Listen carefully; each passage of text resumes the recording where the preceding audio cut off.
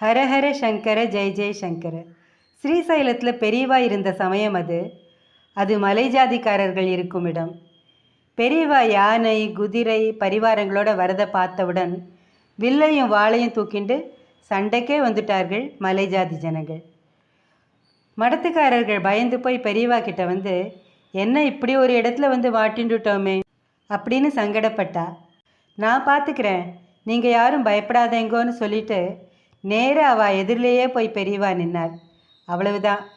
மலை ஜனங்கள் கருணையே உருவான பெரியவாளை பார்த்த உடனே அப்படியே ஆச்சரியத்தில் உறைஞ்சு போயிட்டா. அதோடு நிற்காம, சாமி நாங்கள் ஏதாவது செய்யணுமா அப்படின்னு கைங்கரியம் செய்யறதுக்கு கூட முன்னாடி வந்துட்டா. அந்த இடம் காடு, துஷ்ட மிருகங்கள் வரத்துக்கு வாய்ப்பு இருக்குது.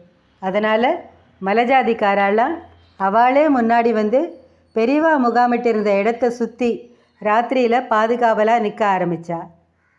செஞ்சூஸ்ங்கிற அந்த மலைஜாதி மக்களோட தலைவர் ஒரு நாள் பெரியவா கிட்ட, நீங்கள்லாம் இங்கேருந்து கிளம்புறதுக்கு முன்னாடி எங்களோட சின்ன ஆசையை சாமி பூர்த்தி பண்ணணும்.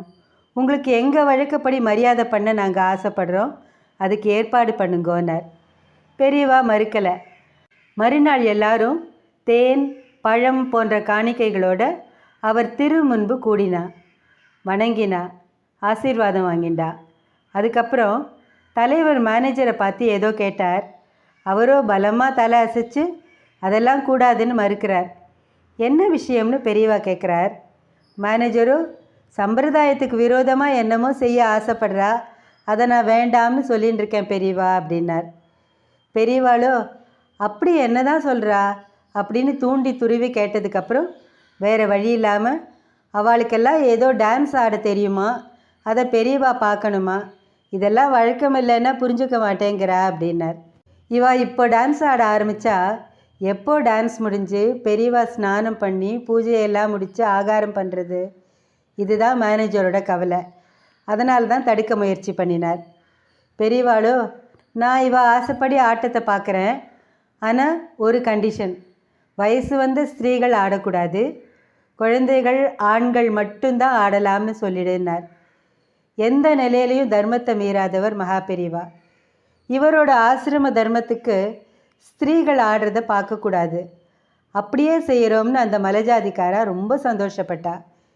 எல்லாத்தையும் அனுபவித்து பார்த்துட்டு பெரியவா, இப்போ இவ ஆடின ஆட்டத்துக்கு என்ன பெயரா, எப்போல்லாம் ஆடுவாளாம்னு கேட்டார். அதுக்கு அந்த தலைவர், எங்களோட நெருங்கின உறவுக்காரா வந்தால் என்ன மாதிரி டான்ஸ் ஆடுவோமோ அதை தான் ஆடினோம்னாராம். அதை கேட்டு மேனேஜர் அவளை புரிஞ்சிக்காமல் போனதுக்காக ரொம்ப வருத்தப்பட்டார். ஒரு மலை ஜாதியினருக்கு காஞ்சி காமகோடி பீடாதிபதி மிக நெருங்கிய உறவினராக தெரிஞ்ச அற்புதத்தை என்னன்னு சொல்கிறது? எல்லாருக்கும் அவர் பந்து இல்லையா? ஸ்ரீ மகாபெரிவா திருவடிகளே சரணம். ஹரஹர சங்கர ஜெய ஜெய சங்கர. காஞ்சி சங்கர காமகோட்டி சங்கர.